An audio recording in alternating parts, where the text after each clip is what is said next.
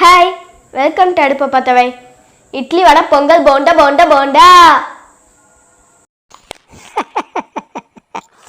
என்னடா மோடி சொன்ன மாதிரி போண்டா வடை வைக்க ஆரம்பிச்சிட்ட?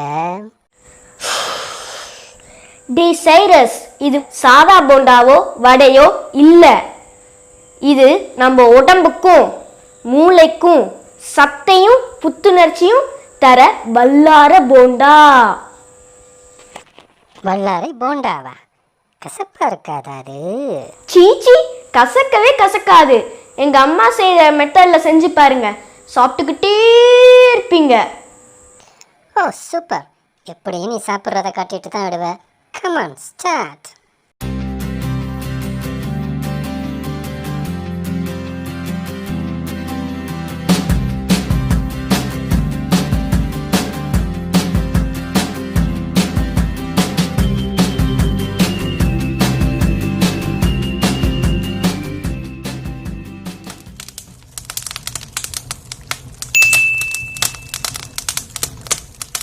அடுப்பை பற்ற வச்சுக்குவோம்.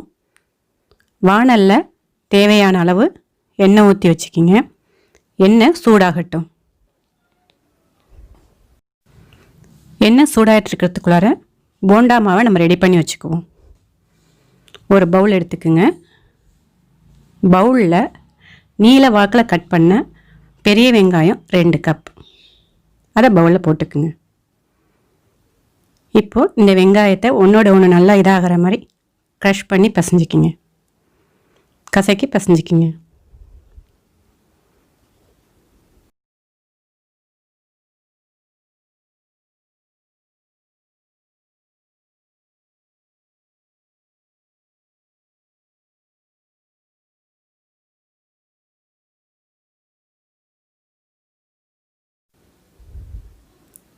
ரெண்டு பச்சை மிளகாய் பொடியாக கட் பண்ணி வச்சுருக்கேன், அதையும் போட்டுக்குங்க.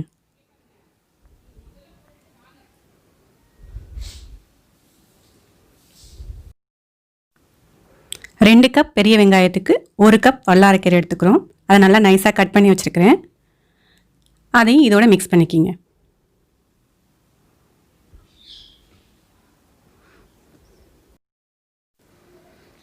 அஞ்சு பல்லு பூண்டு எடுத்து தட்டி வச்சுருக்கிறேன். சின்ன துண்டு இஞ்சி அதையும் தட்டி வச்சுருக்கிறேன், இதையும் மிக்ஸ் பண்ணிக்கிங்க.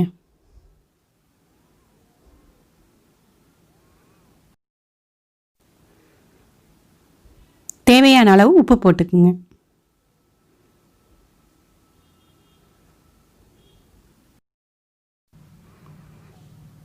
தேவையான அளவு மிளகாய்த்தூள் காரத்துக்கு ஏற்ப போட்டுக்குங்க. நான் 1.5 ஸ்பூன் போட்டுக்கிறேன்.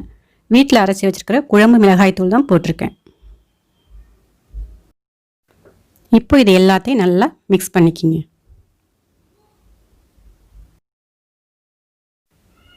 ஒரு கப் கடலை மாவை இதோட மிக்ஸ் பண்ணிக்கிங்க.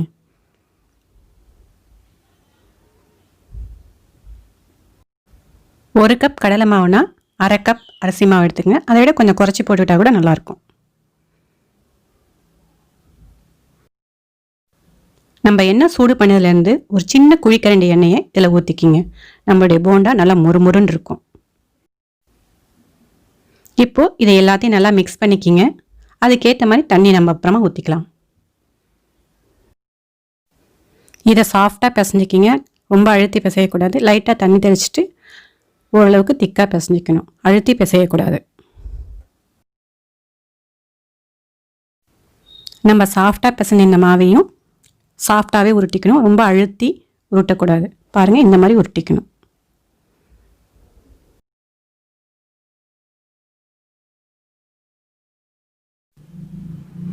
நம்ம எண்ணெயும் சூடாயிடுச்சு. இப்போது இதை எண்ணெயில் போட்டுருவோம். எண்ணெய் மீடியம் ஃப்ளேமில் தான் இருக்கணும். ஹை ஃப்ளேமில் இருந்துச்சுன்னா டக்குன்னு கருகிடும், உள்ளே வேகாமல் இருக்கும். கொஞ்சம் நேரம் கழிச்சினதுக்கப்புறமா பரட்டி விடுங்க.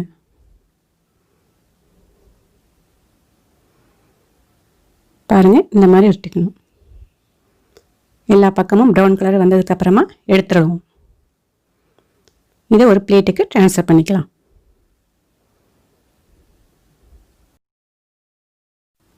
ஆஹா, நம்ம சூப்பரான போண்டா ரெடி ஆயிடுச்சு.